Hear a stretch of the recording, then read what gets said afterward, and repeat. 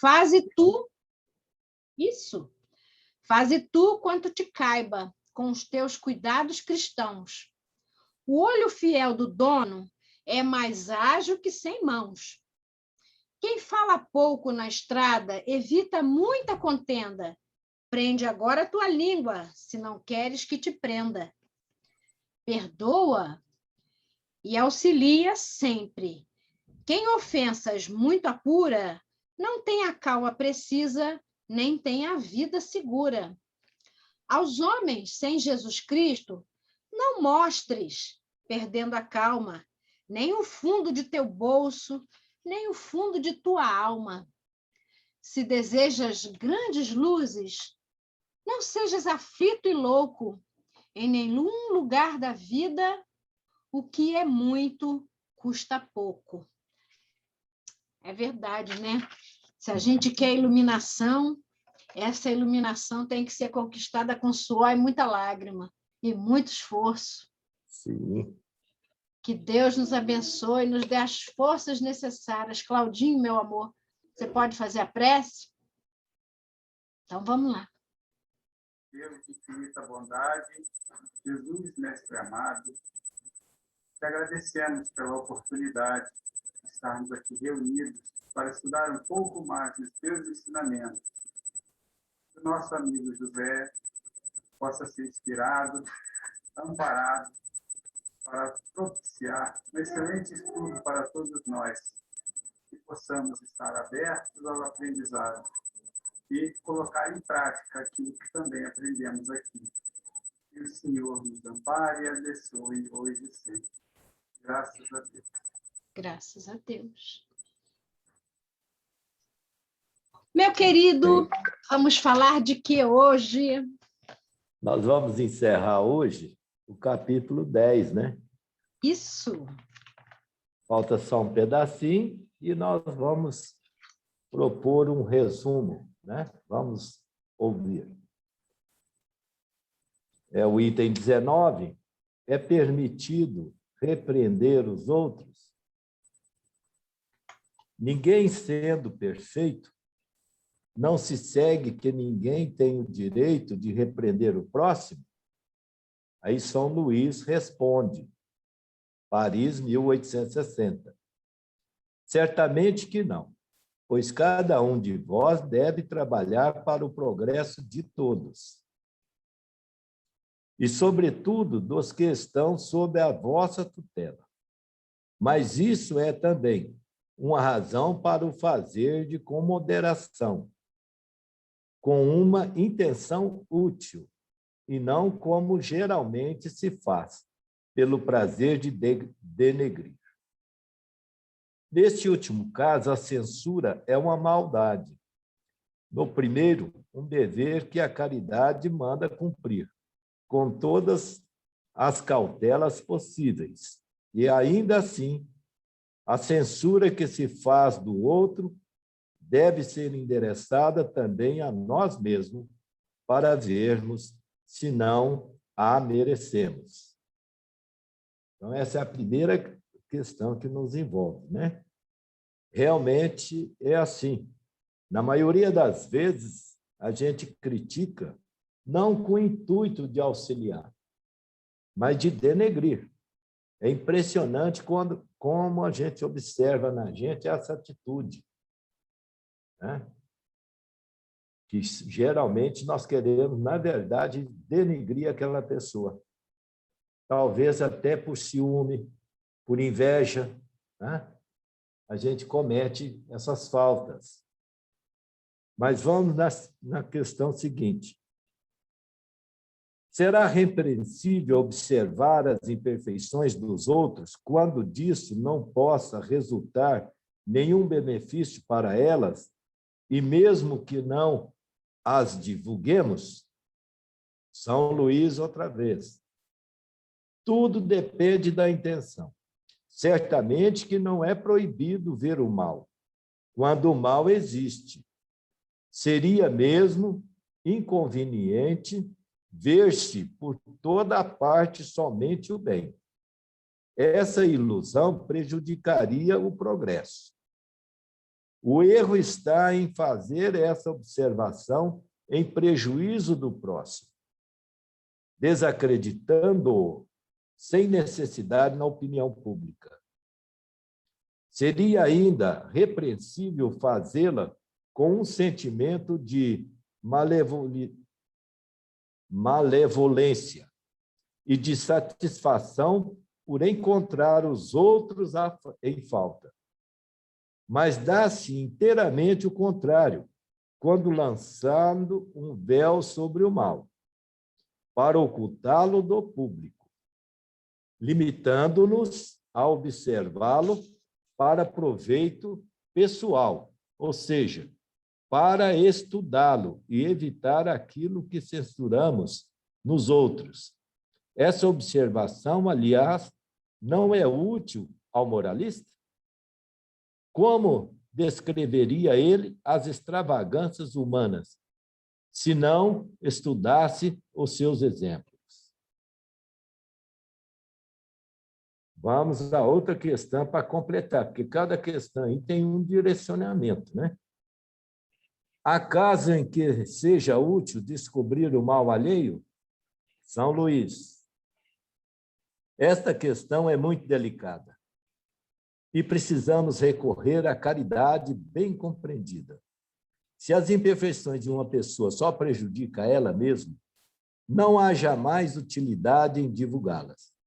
Mas se elas podem prejudicar a outros, é necessário preferir o interesse do maior número ao de um só. Conforme a circunstância, desmascarar a hipocrisia e a mentira pode ser um dever, pois é melhor que um homem caia do que muitos serem enganados e se tornarem suas vítimas. Em semelhante caso, é necessário balancear as vantagens e os inconvenientes. Muito bem colocado, né? Todas elas, você vê que eles vai colocando situações para nós, né? Aí é o seguinte, todas as vezes que a nossa intenção é denegrir as pessoas, é um mal. Em determinados casos, né, a gente tem que proceder para, se aquela casa vai prejudicar mais pessoas, então a gente tem o dever de interferir. Não de denegrir a pessoa, mas de bater de frente com as outras pessoas, contar às outras pessoas que aquilo é uma trapaça, é uma mentira, é uma ilusão, né? É dever nosso, certo? Mas sempre fazer ele com sentimento de amor, de compreensão e de entendimento, certo? Então, essa parte ela é muito simples de nós entender, só ela é difícil de cumprir. Mas de entender, é fácil de se entender, né? Agora, eu tenho que me vigiar. Sempre me vigiar para isso. Porque se eu aceitar tudo, também eu estou contra o progresso. Existe uma linha muito tênue que se a gente ultrapassa, há situações em que é muito difícil da gente perceber a linha em que a gente está cumprindo o dever ou faltando com ele. É uma coisa muito sutil. Realmente. E a gente não pode deixar passar, porque nós estamos vivendo uma época muito complicada dos falsos profetas. Então, essa época é muito complicada. Tanto nas outras religiões, quanto na nossa religião. Então, é uma fase muito complexa para nós, que nós devemos tomar cuidado. E devemos esclarecer, não podemos ser imparciais, porque o espírita tem isso, né? Para se mostrar bonzinho, né? Não, deixa, não, isso, não, aquilo. Não, naturalmente. Ora, se eu vejo que uma pessoa, um amigo meu, está entrando numa dificuldade, porque está procedendo, o meu dever é conversar com ele, explicar a ele. Se ele entender, bem, tornamos-nos amigos. Se ele não entender, fica à vontade dele. Mas passa a ter o dever, né? Principalmente se for dentro da família, né? Nós temos por dever e obrigação. A família, que nós estamos dizendo, consanguínea, mas a família espiritual também. Nas casas espíritas, o dirigente, principalmente, que tem essa responsabilidade maior, né? Que a responsabilidade é de todos nós, mas ele, como dirigente, deveria fazer. Agora, é fácil você perceber. Quando a gente não está com a boa intenção de auxiliar, que não é do sentimento do nosso coração auxiliar, nós falamos, comunicamos o erro ao presidente, para o presidente tomar atitude. Não, não é assim. Se eu percebi, o dever passa a ser meu, e não do presidente. O dever basta ser meu. Eu que tenho que chegar com aquele companheiro, com o sentimento de amor, com a intenção de ajudá-lo e conversar com ele.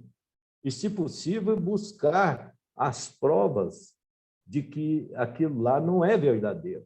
Eu tenho visto situações e tenho servido de ouvidos para amigos que, em suas casas espíritas, está tendo aquela polarização política, o senhor sabe que está acontecendo isso, e os desacertos se acumularem, desacerto e absurdo, e essas pessoas, ao invés de se posicionar, elas estão se afastando de suas casas. Sim, aí, ó, não pode, porque aí você está contra o progresso.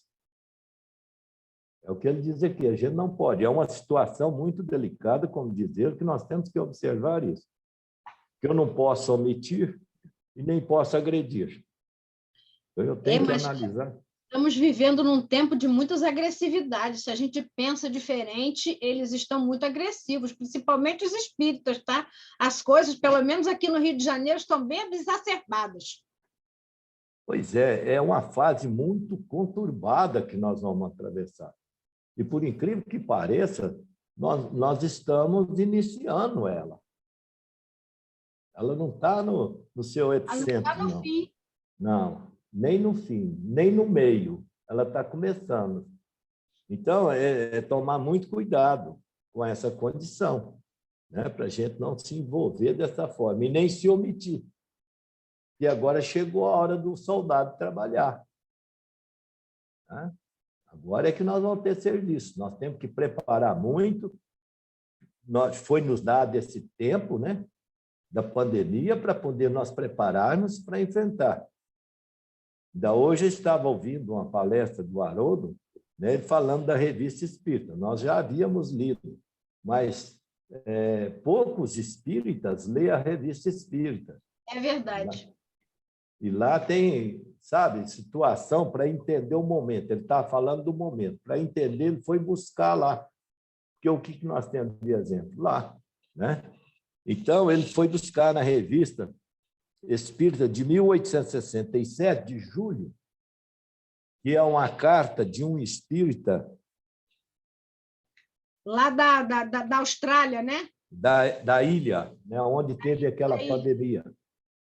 Certo?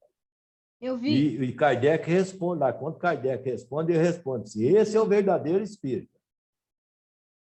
Olha que coisa interessante, né? Porque ele falava que ele já tinha tido 4 crises e que, se acaso ele partisse, ele gostaria de apresentar lá na reunião mediúnica de Allan Kardec. Olha que coisa, que tranquilidade. Que esse entendeu a doutrina espírita, né? Sem nenhum receio. Sem nenhum receio. Sem titubear, né? Sem titubear. Então, veja aí, né? Isso é muito interessante. Bom, eu gostaria de agora abrir a palavra para nós ouvir os companheiros. Nós acabamos de estudar um capítulo, né? O que se passa dentro de cada um. Bem-aventurados misericordiosos. Eu posso ser a primeira a falar? Deixa eu ser a primeira? Vocês escolhem. Olha, deixa eu falar uma coisa para o senhor. Quando eu falo para o senhor que esses tempos que a gente está conversando, eu estou aprendendo, eu ando bebendo, eu estou aprendendo, mas eu principalmente já era assim antes, não vou dizer que não era assim, não, já era assim, mas eu não sei por quê. Nesses tempos que a gente tem estudado o Evangelho, é como se ele olhasse para mim de uma maneira diferente, mas principalmente eu olhasse para o Evangelho e sentisse ele de uma maneira diferente. E eu não escondo do Senhor que eu tenho vivido situações desafiadoras no meu dia a dia. Semana passada foi uma delas, e aí o Senhor falou assim, você só passou na metade do teste, porque você não reagiu, mas você também não agiu com amor. Você, por dentro, implodiu. Então, você pode até não ter falado nada, não revidado a agressão gratuita, mas você também não passou no teste porque você implodiu por dentro. Então, faltou um cadinho, né? Então, esse capítulo, para mim, ele foi muito, muito desafiador e eu percebi, quer dizer, essa é uma percepção minha, eu tenho que perguntar para o Cláudio, que vive comigo, mas parece que eu estou começando a baixar a minha espada, sabe? Estou começando. Beleza. Muito bem. Marineide, quer falar, Marineide? Ah, Marineide, presta atenção. Abre esse microfone aí e fala. Como é que É foi importante a opinião, como é que que foi nos ajuda, né, esse mês a estudando centralizar. com o seu José? Como é que está sendo para você?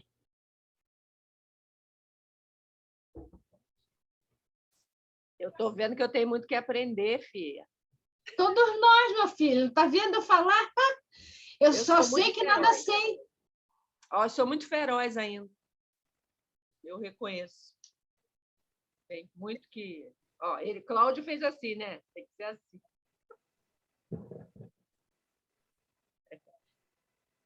Nós melhoramos de pouquinho em pouquinho. A gente não consegue dar um salto. A natureza não dá salto. Aqui, ó, Cláudia. É de pouquinho em pouquinho. Mas já é progresso, porque se a gente parar para pensar, nós já fomos aqueles que lá atrás a gente matava, escalpelava, cortava em pedacinhos, botava para cozinhar, temperava e comia. Lembra disso? Você não lembra, mas nós já fizemos isso. Nós já passamos por aquele momento em que a gente comia o outro, entendeu? Em algum momento da nossa trajetória espiritual, nós já fomos muito selvagens. Entendeu? Se hoje a gente está reconhecendo, já está conseguindo reconhecer, ter paciência consigo mesmo, reconhecendo que ainda é feroz e que tem muito que aprender, isso, se a gente parar para olhar para trás, isso é um salto e tanto evolutivo.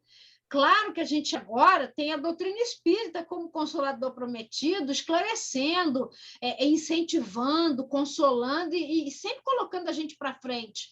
Mas a gente já evoluiu muito, Marineide. A gente precisa realmente ter muita paciência e indulgência para conosco.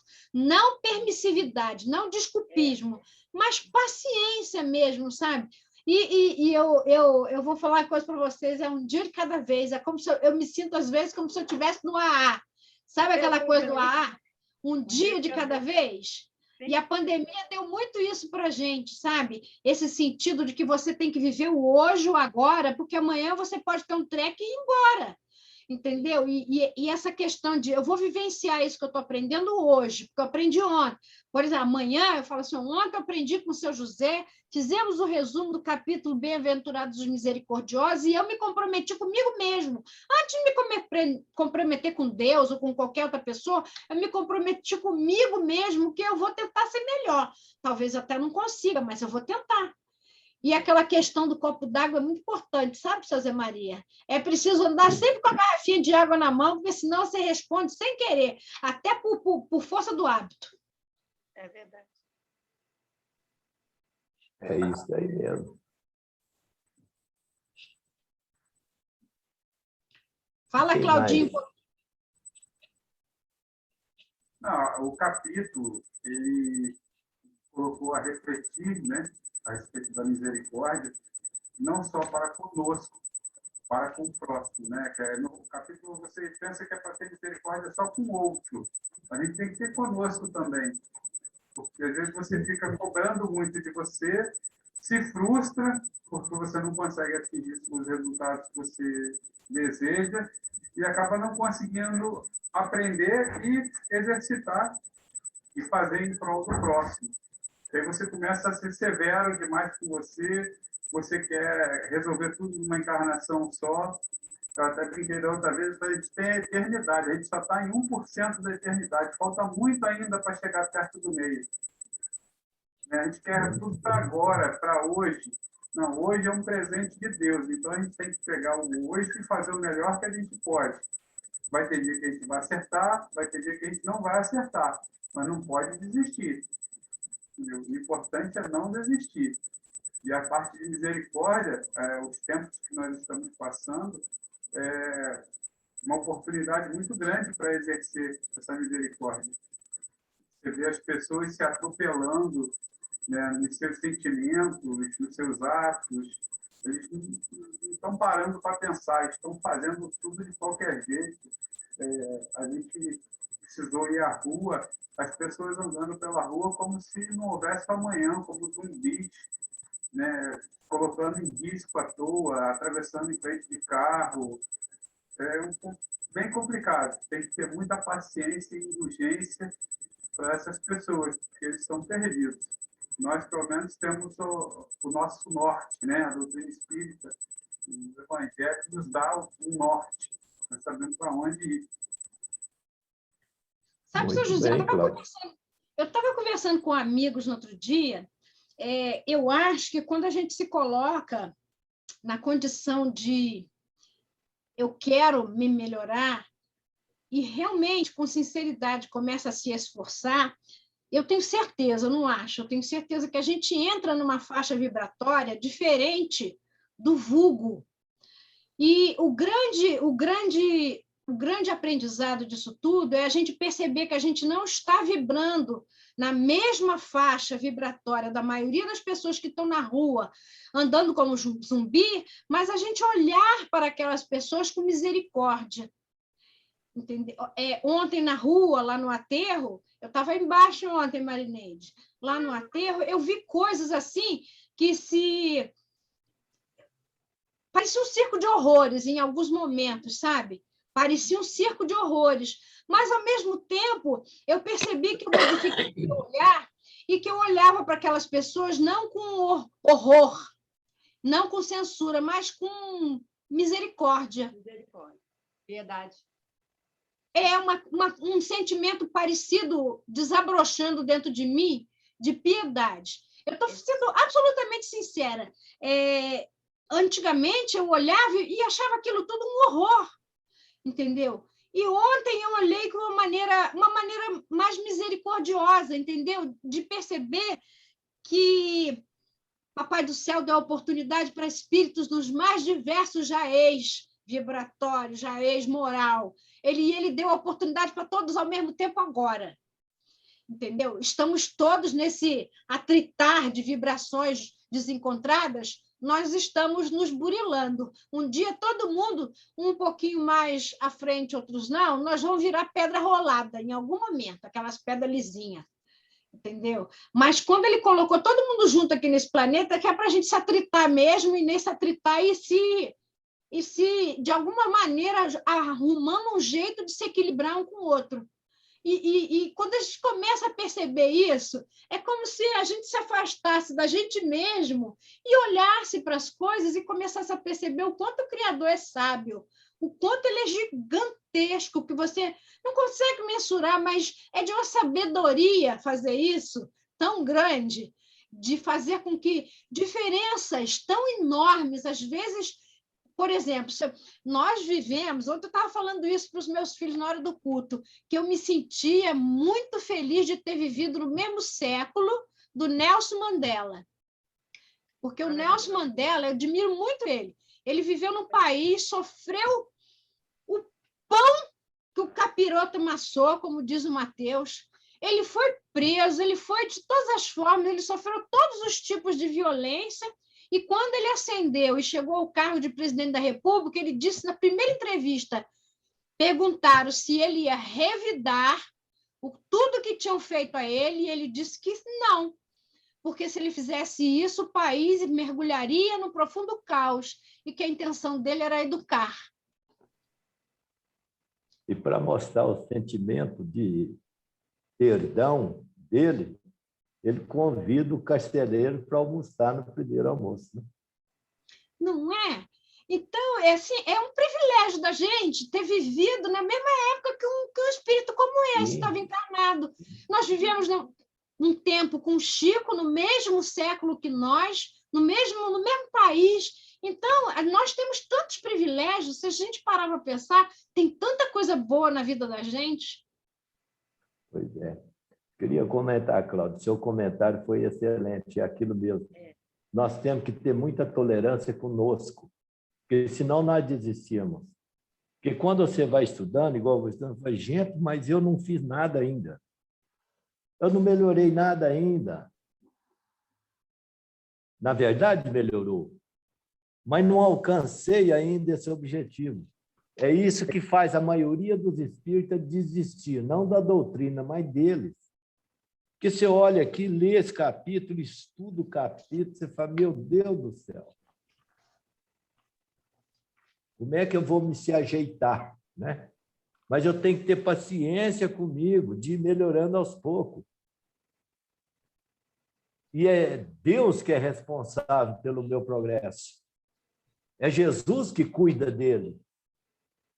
E ele vai oferecendo as oportunidades. Por exemplo, essa semana que passou, eu descobri o tamanho do meu orgulho. Aconteceu um fato, sabe, que eu fiquei inconformado, quase que eu adoeci. Fiquei uma noite sem dormir, sem comer, com dificuldade. Por quê? Orgulho alto. Ora, eu sou um aluno, tenho o direito de errar. Então, nós temos que ter muita tolerância conosco, nesse sentido. E perseverança, como diz o Cláudio. É perseverar. Errou, vamos para frente, vamos fazer mais.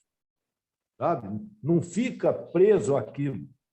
Foi o que Paulo de Tarso fez.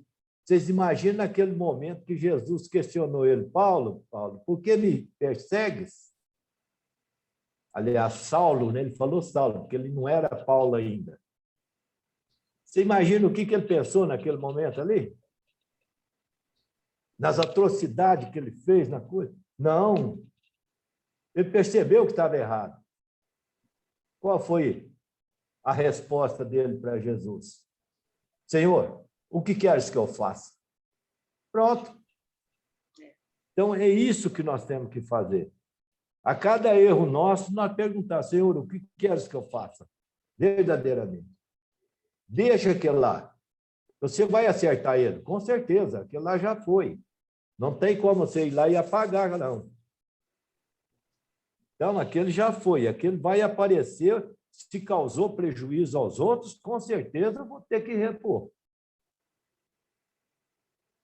E Paulo conseguiu fazer uma coisa fantástica. O que foi? Ele conseguiu quitar toda aquela dívida que ele fez na mesma vida. Que ele sofreu tudo aquilo que ele causou aos outros. Ainda me lembro que certas feitas ele pensava, não, mas eu fiz isso. Eu fiz com Gesiel. Então ele suportava as chibatadas, as pedradas, os questionamentos, a humilhação. Então, isso que eu tenho que fazer é ter tolerância comigo e seguir em frente. Porque bem-aventurado os misericordiosos, porque herdarão a terra. Olha aí.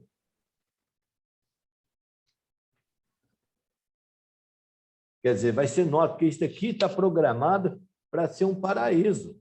Mas acontece o seguinte, é nós que temos que fazer. Muitos de nós, espíritas, às vezes pensamos assim, e outras pessoas falam, não, esse mundo não está servindo para mim, não. Está na hora de eu ir embora, largar ele. Vou para um mundo melhor. Que mundo melhor? Se eu não acendi a luz dentro de mim. Com a mesma escuridão que eu parti daqui, eu vou chegar de lá. Então, eu tenho que acender a luz. Todos nós teremos que acender a luz para que a Terra tenha luz própria. Para que a Terra alcance o objetivo dela. Depende de nós. Não é de Deus, porque Deus já está determinado. Ele já determinou que ela vai chegar ao mundo ditoso. Como nós vamos alcançar, vamos dizer no termo espírita, espírito de luz. Já determinou, mas depende de nós. A responsabilidade está nas nossas mãos. E eu preciso colaborar. Que tanto? O tanto que eu posso. Além daquilo que eu posso, eu não dou conta. Então, o nosso problema é que nós objetamos, né? Chegar lá, como o Cláudio disse, não é da agora para amanhã, ou da agora nessa vida, que eu vou me tornar misericordioso. Não é. Com certeza. Posso melhorar bastante? Posso. Mas, com certeza, não vou alcançar esse objetivo de se tornar misericordioso. Né? Perdoar todas as ofensas, não criticar os outros, você vê. Não apontar o defeito dos outros, não tornar público o defeito dos outros, não falar mal das pessoas. Isso é coisa do nosso cotidiano.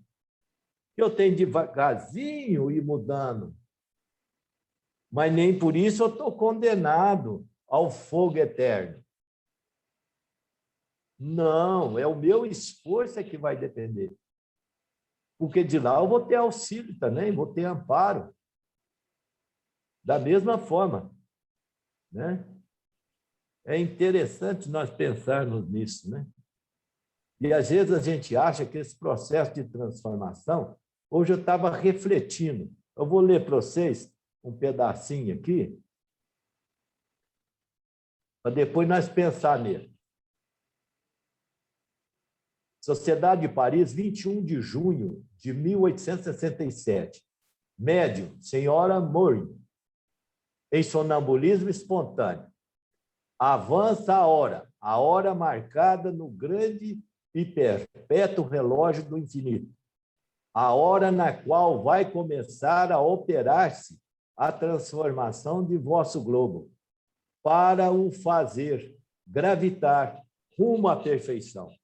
Muitas vezes vos foi dito que os mais terríveis flagelos dizimariam as populações.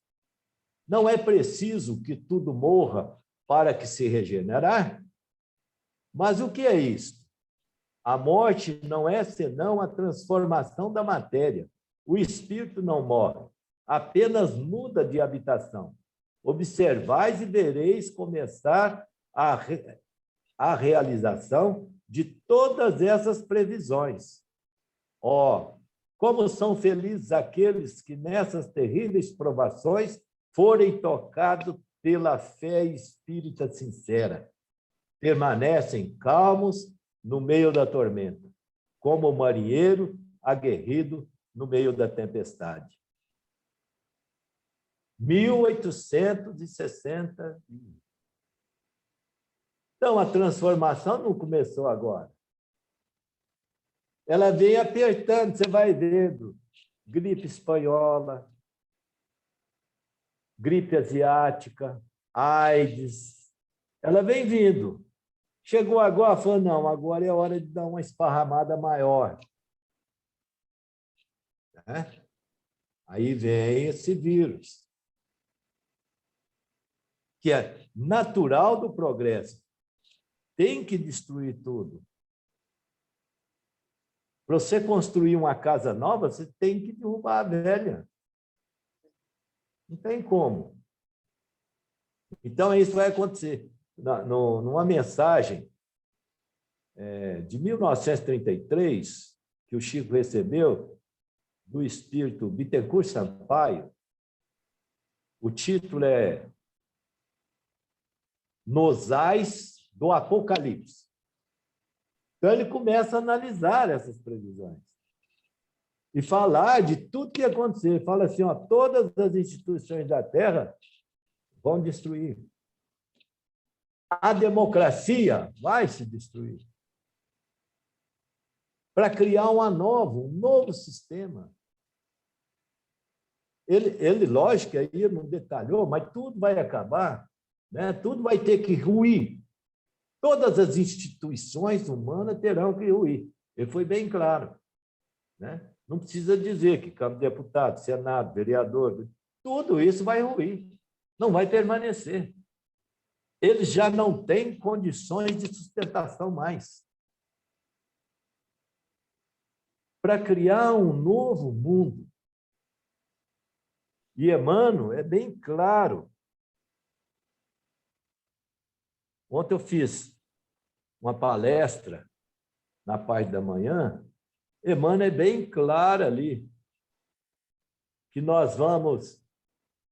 Deixa eu pegar aqui para vocês verem, para falar a palavra dele, que é muito importante. Espera só um minuto.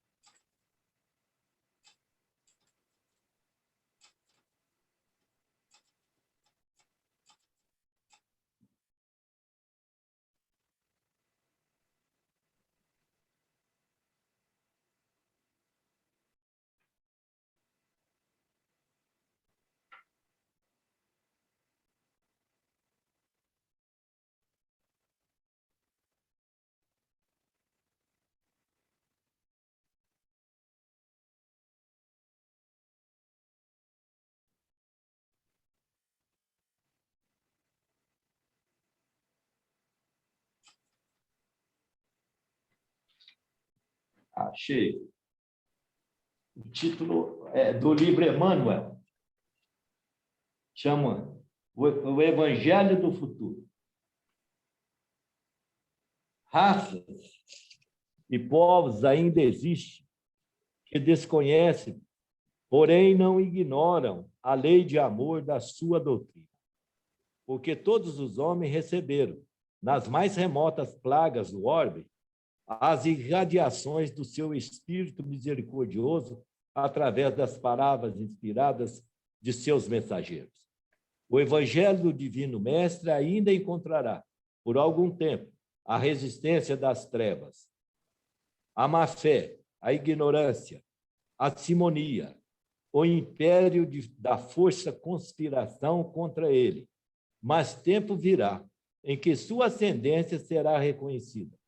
Nos dias de flagelo e de provações coletivas, é para a luz eterna que a humanidade se voltará. Tomada de esperança, então, novamente se ouvirão as palavras benditas do Sermão da Montanha, e através das planícies, dos montes, dos vales, o homem conhecerá o caminho, a verdade e a vida.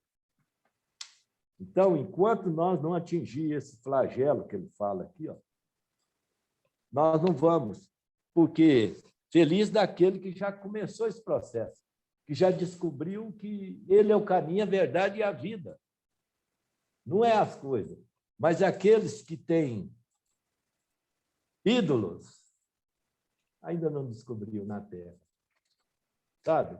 Então a gente fica, né? E Emmanuel fala aqui também, esse livro é espetacular. Ontem eu falei sobre ele. Esse livro é histórico. Emmanuel traz o projeto de trabalho entre ele e o Chico, que foi o primeiro livro editado.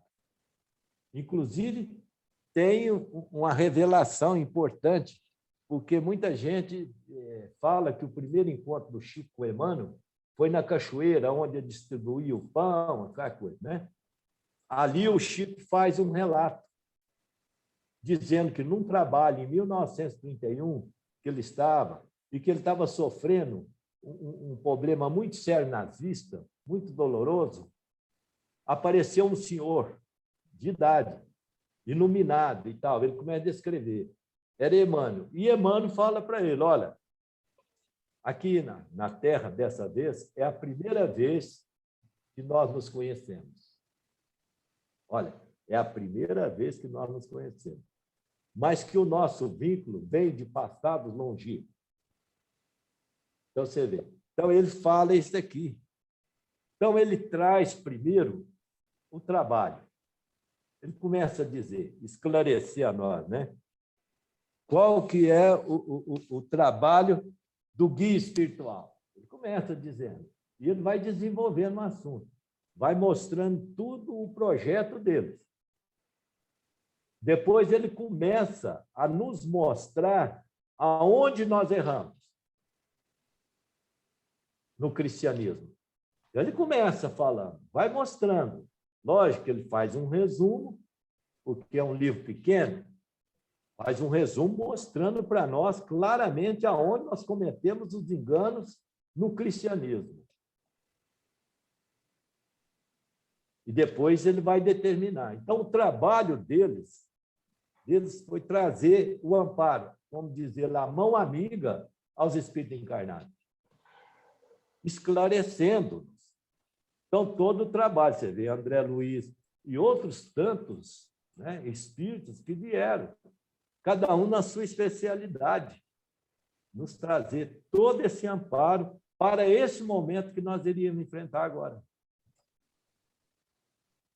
Então, quem não preparou vai ter dificuldade, vai ter que se preparar, vai ter que se tomar conhecimento. Estudando, a gente alcança mais fácil. Pesquisando, a gente encontra. Então, eu tenho que usar o tempo que eu disponho para isso. Porque cada um é cada um. Não adianta ter uma regra para todos. Entendeu? Cada um é cada um. Tem pessoas que nunca leu um livro espírita, mas tem um comportamento invejável. É verdade. É verdade. Sabe? Então, é isso. E aqui ele não fala de espiritismo, ele fala de espiritualização. Exatamente. Interessante isso aí nós observar. Eu até destaquei. Seu José, repete para nós, para poder ficar gravadinho, o nome do livro, para todos saberem. O título do livro é Emmanuel. Emmanuel. Eu já li esse livro, eu tenho ele na estante. Sim, ele tem que ser estudado.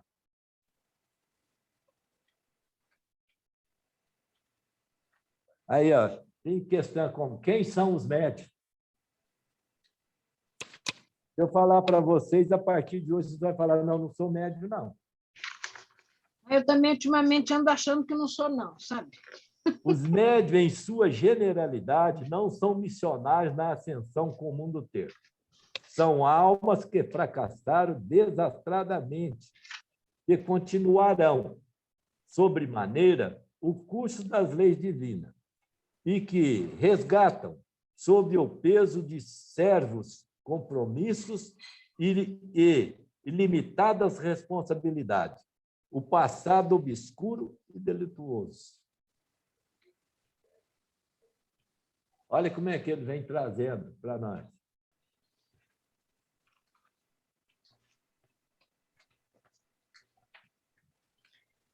E ele fala que as revelações deles é um dever, que o espírito que desencarna e começa a ver as verdades, ele passa a ter um dever de auxiliar os outros aqui. Ele não entende como caridade isso, não. É como dever.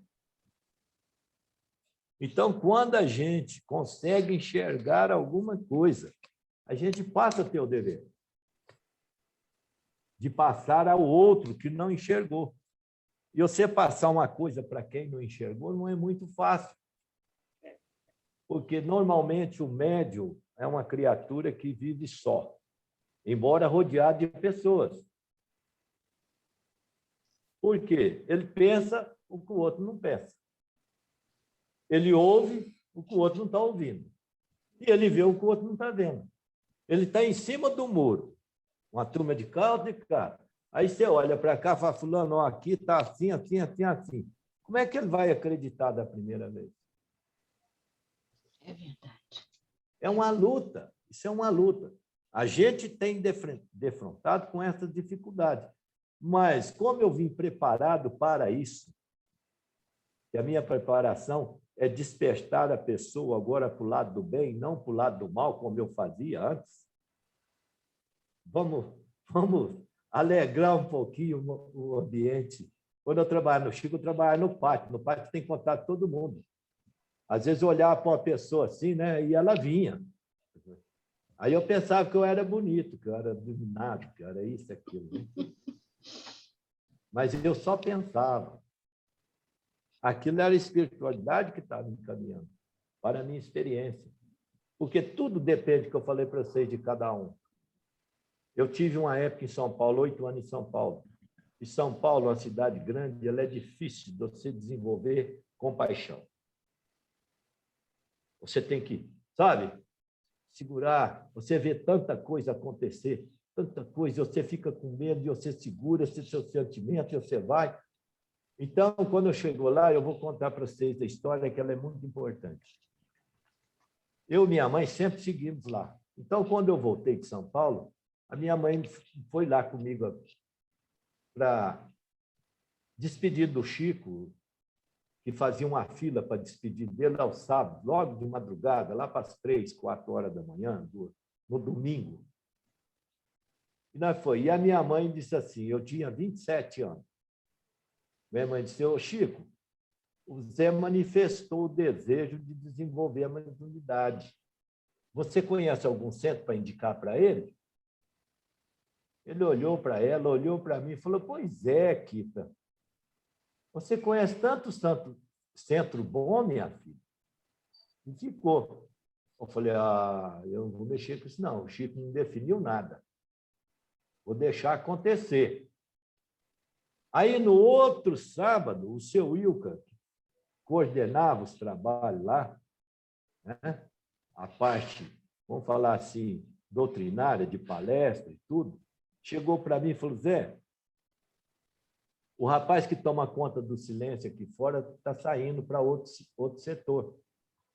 E eu lembrei de você, porque te conheço desde criança. Você gostaria?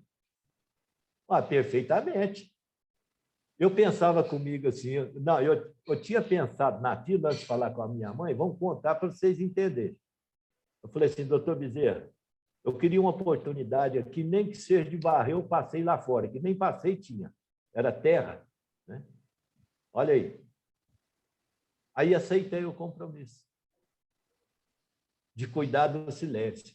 Mas logo naquele dia que nós estávamos, o rapaz que cuidava do silêncio era muito meu amigo, ele era mais velho que eu, né? Mas era muito meu amigo, conhecido de muitos anos, eu era menino e me conheceu. Então, ele estava na minha frente para despedir do Chico, porque fazia uma fila para todo mundo despedir.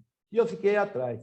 Aí, a hora que ele despediu do Chico, o Chico falou assim, fulano, o silêncio lá fora está uma maravilha, mas o seu está me atrapalhando. Falei, vixe, Maria. Depois que eu saí, né, que eu fui pensar, falei, não, mas peraí, ele não estava falando para o fulano, não, ele estava falando, era para mim que ia assumir o lugar. Quer dizer que eu não posso pedir silêncio aqui. Então, como é que eu vou fazer? eu vou falar da importância do silêncio. Entendeu? Então, comecei a cuidar falando. Quando o pessoal começava, que os que ficavam de fora eram as pessoas mais espíritas, das casas espíritas, coisas que ficavam ali no pátio, né, aguardando. Os outros que estavam esperando mensagem estavam lá dentro sentados. E era a turma mais difícil de se mexer, porque todos ofendiam. Todos você ia explicar, fulano, olha, procura falar mais baixo um pouquinho, porque quando era espírita, né, eu falava que eu conhecia. Olha, aqui tem espírito que está escrevendo ali que não está muito bem equilibrado. Ele precisa do silêncio. E mesmo assim era ressarçado.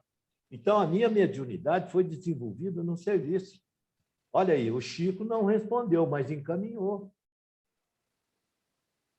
Entendeu? Então, lá, por que eu fui para o pátio? Porque meu coração estava enrijecido. Eu tinha acabado de chegar de São Paulo.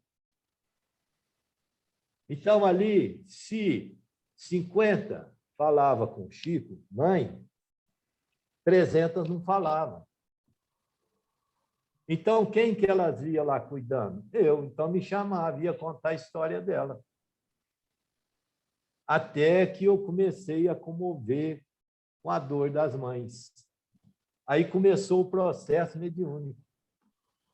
Eu comecei a ter pensamentos, né? Às vezes me dava nome, e eu questionava com muito cuidado, né, para não cometer nenhum engano. Eu perguntava para a pessoa, você conhece fulano?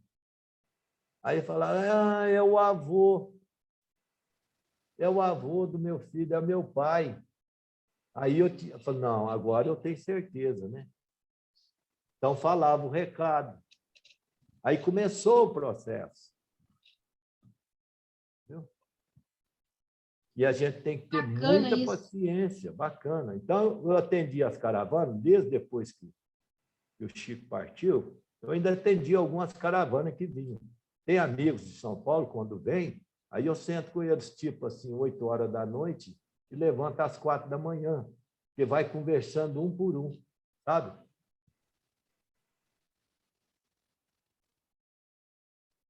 Então, essa é a história. O senhor ficou no pátio quantos anos? Uns 30, mais ou menos. 25. 25. Quanta história para contar, hein? Pois é. E eu que entregava o receituário, porque tinha um receituário, né? Eu que chamava. E devolvia os livros. Eu recebia os livros, eu e a turma, né? Com companheiros, para autografar. E depois eu ia chamando. Depois que encerrava o trabalho, eu ia cantando e entregando os livros, né? E, às vezes, as pessoas até me pediam para ler a mensagem, porque, às vezes, não entendia a letra. Então, eu treinei muito a ler a psicografia do Chico. Ai, que bacana isso. Então, é um trabalho sempre de contato com as pessoas. Vocês imaginam o que eu estou sentindo agora. Cada final de semana era 600, 700 pessoas. Sabe?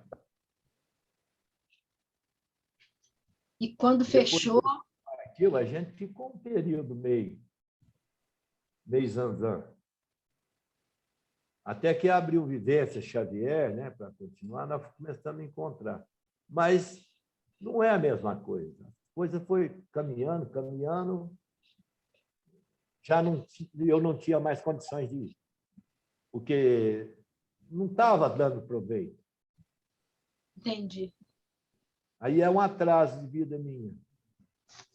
Então, tem que procurar outro sistema para poder continuar.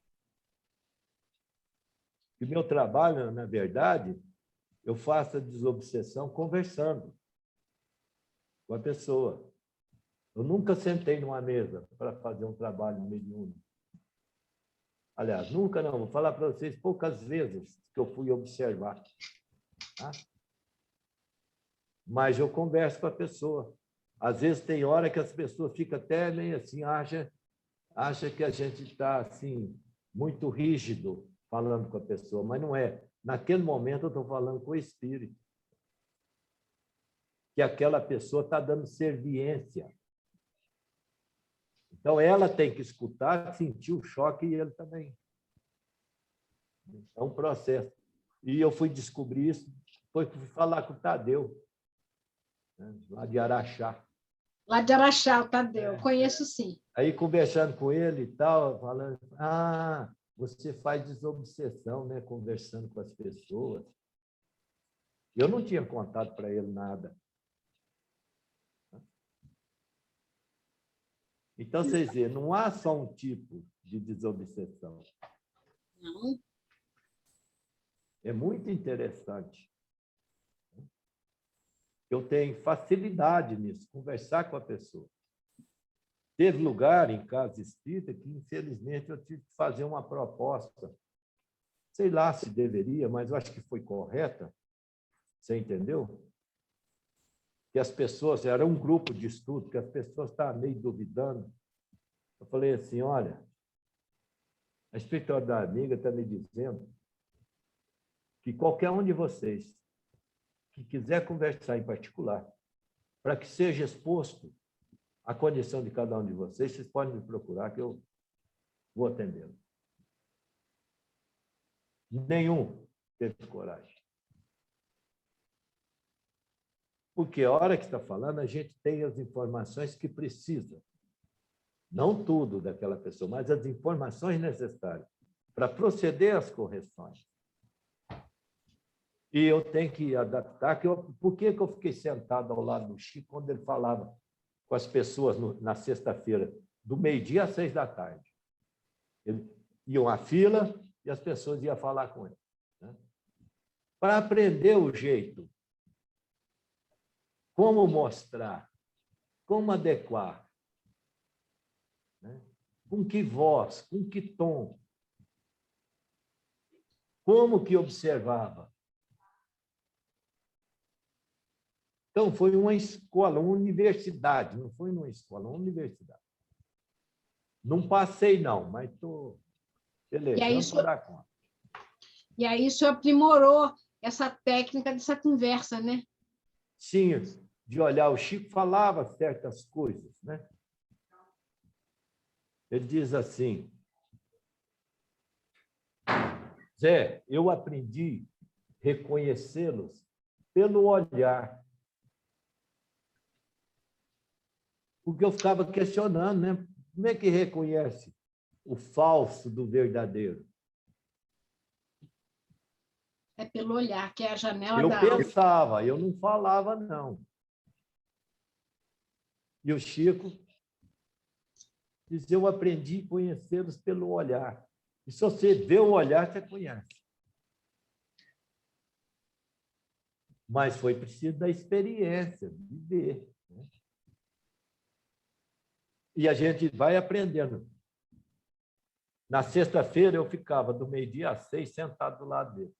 E teve uma sexta-feira que eu esqueci de comprar bala, porque eu ainda pito um cigarrinho, né? Aí fui lá, saí lá fora para comprar, que tinha um barzinho na esquina, e vinha voltando. Quando eu vinha voltando, uma mulher passou mal. Não era no passeio, porque era um barranco mais alto só, que era terra lá no Chico. Hoje não. E a turma, né, de espírita, corre para ajudar. Né? E uns põem a mão na cabeça. Eu olhei aquilo, falei, eu não, entrei. Quando eu entrei no portão, eu fiquei tontinho. Aí eu pedi a Neuza, que é a companheira minha de infância, que seguia o Chico, que acompanhava mesmo o Chico, né? Falei, me dá um passo que eu não estou bem. Aí me deu o passo, eu fui e sentei do lado do Chico. E foi. Passou a sexta-feira, aliás, passou aquele horário, veio à noite. De madrugada, a mulher lá no pátio passou mal de novo. Eles vieram falar comigo, falei, leva ela para tomar passe, porque lá tinha a câmara de passe. Né? Aí, a hora toda nós estamos lá dentro, a hora que passar numa porta assim, fechar a portinha, para o Chico sair por um corredor para ir embora. Porque senão o povo ali não deixava, né? E a senhora veio na porta o tio Pedro, que era que cuidava mais das pessoas, não falar com o Chico e ser rápido, fechou a porta, né? Quando fechou a porta, eu até deu uma meio estranhada, né? Aí o Chico falou assim, Zé, meu filho, vamos embora. Esse caso não é para nós, não. E, ó, olha aí. Então, foi uma universidade de aprendizado, observando. Porque lá eu ouvia mais do que falava. O Chico, às vezes, ia perguntar por outro, para não acontecer nada, ele falava assim. Até ele falava o nome do meu bisavô. E o Luiz, aquele rapaz caladinho, cadê ele? Meu bisavô chamava Luiz, eu chamo José Maria Luiz dos Santos, mas me chamava de Luiz. O primeiro, em período, engraçado, o primeiro período, depois não, me chamava de José Maria.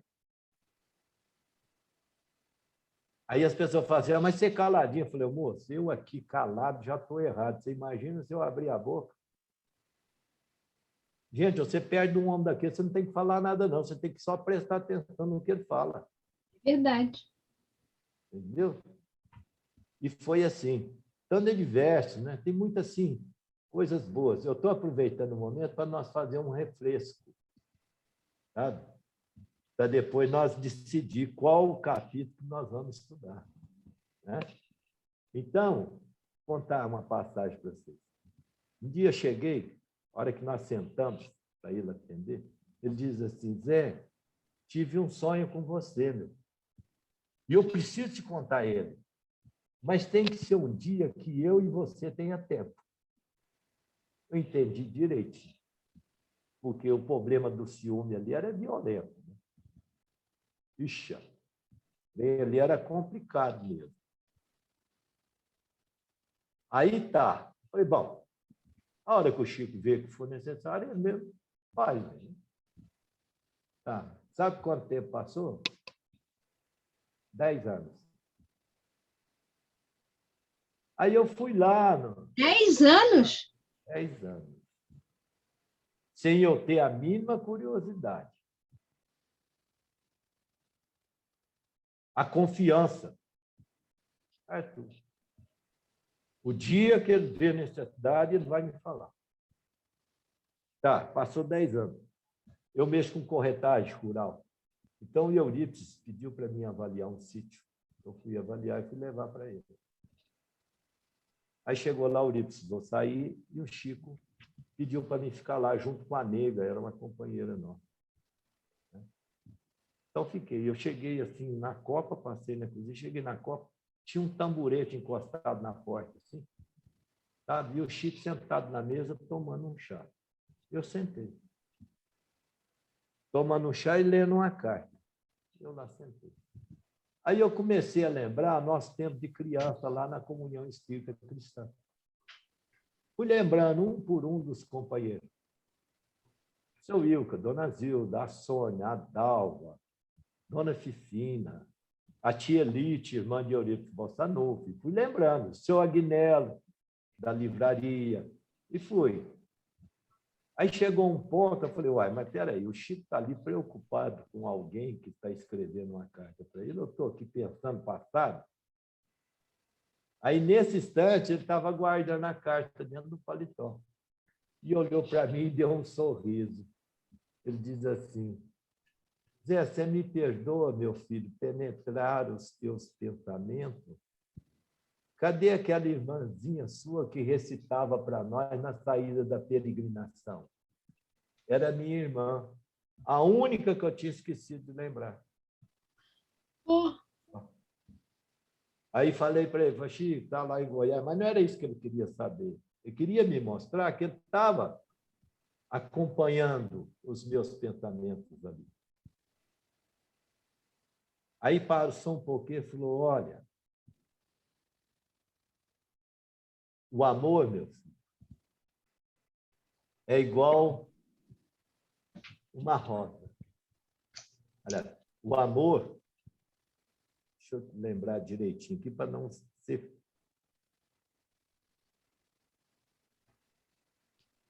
O amor é igual duas sementinhas. que a gente joga no chão. As pessoas vêm, pisa, chuta e maltrata. Mas quando se encontram, desabrocha como uma rosa no silêncio de Deus. E assim é nós dois. Olha o que ele queria falar. 10 anos atrás. Aí pediu licença, levantou, nós fomos para a sala. E lá em cima do móvel tinha um quadro da Santa Ceia em relevo. Esses de alumínio, esses quadros que você compra em qualquer lugar. Olhou o quadro, olhou para mim e disse, falou, olha, esse é o nosso quadro. Nós dois nunca vamos esquecê-lo. Mas outra oportunidade dessa... Vai demorar. Essa vida, não acredito. Mas não perca a esperança, porque a morte não existe. E foi realmente a última vez que nós vimos antes dele partir. Porque eu entendi o recado. Então, não voltei lá mais. Nossa, mas eu vinha com essa companheira minha amiga, que fica mais ou menos aqui uns 800 metros da minha casa. Nós vinha de a pé, ela falou, e aí, Zé? Eu falei, nega, eu estou pisando no ar, eu não estou me sentindo. Parece que eu estou levitando.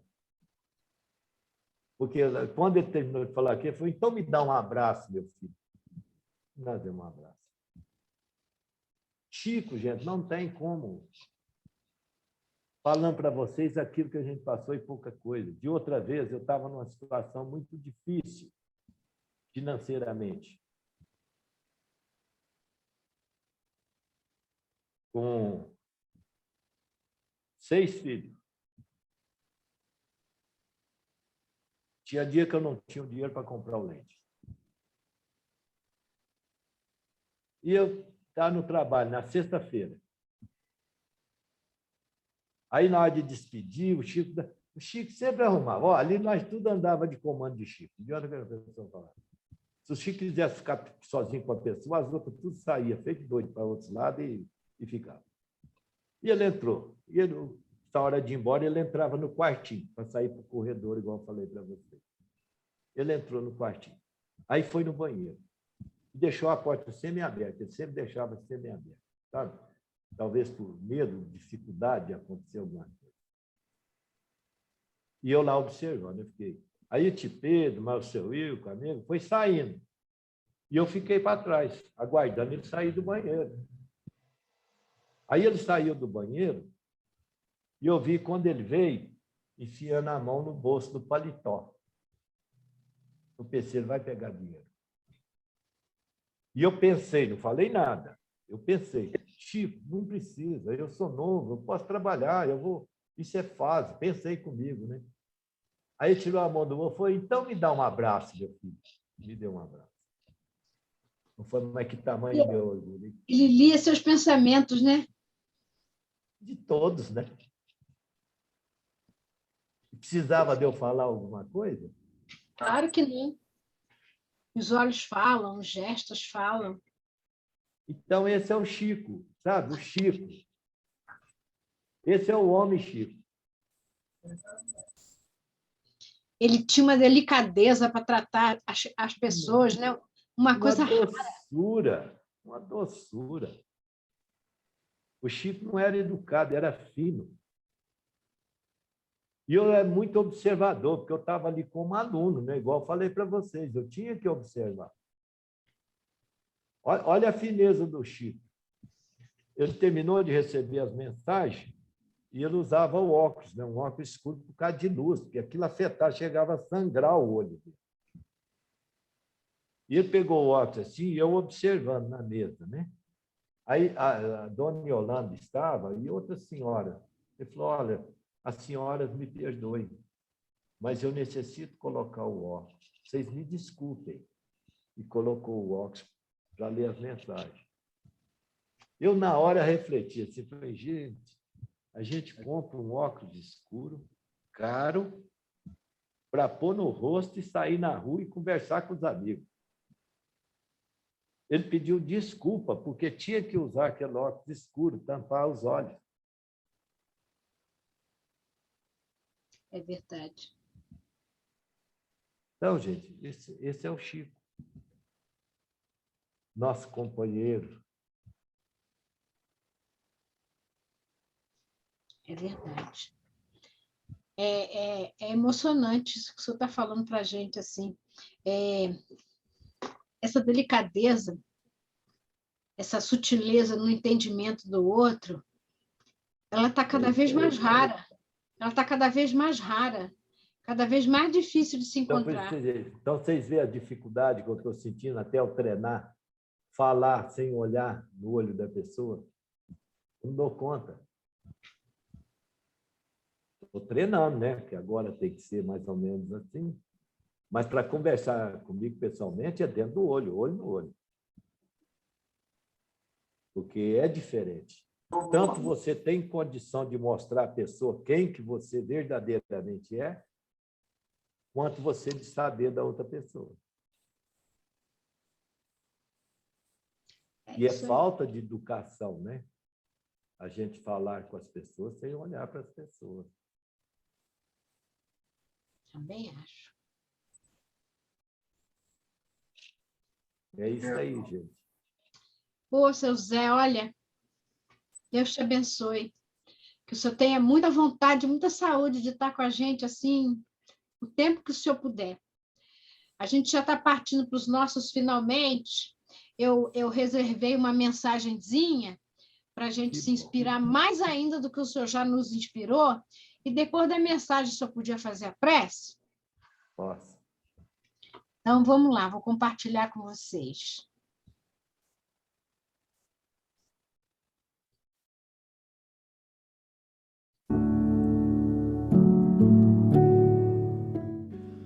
Oração pelos benfeitores, Maria Dolores. Deus da imensa bondade, já sabemos, Senhor, que não falta ninguém à luz de teu amor.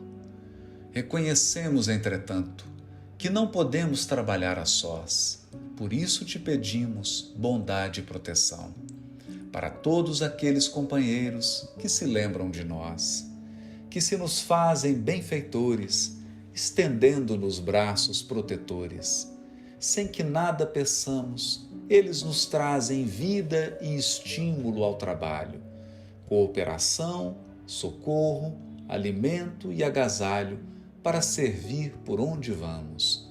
Dá-nos, Senhor, mais força a fim de agirmos, tanto quanto possível, por nós mesmos. No apoio aos semelhantes, em todos os instantes, mas auxilia a quem nos auxilia, de modo a sermos úteis dia a dia. Deus da imensa bondade, abençoa e protege aos nossos benfeitores por tudo que nos dão, que eles tenham de ti saúde, luz e flores, conservando-te a paz no coração.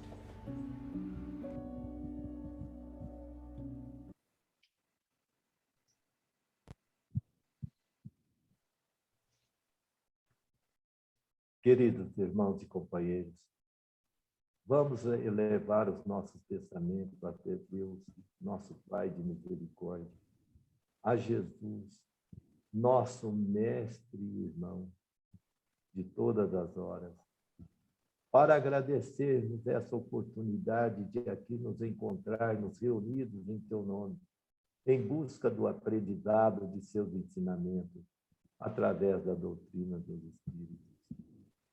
Mestre amado Jesus, não podemos nos esquecer dos nossos companheiros que, por motivo de forças maiores, não puderem estar presentes conosco nessa hora, mas que eles possam receber, aonde quer que estejam, as mesmas bênçãos, a mesma paz, a mesma tranquilidade que aqui recebemos.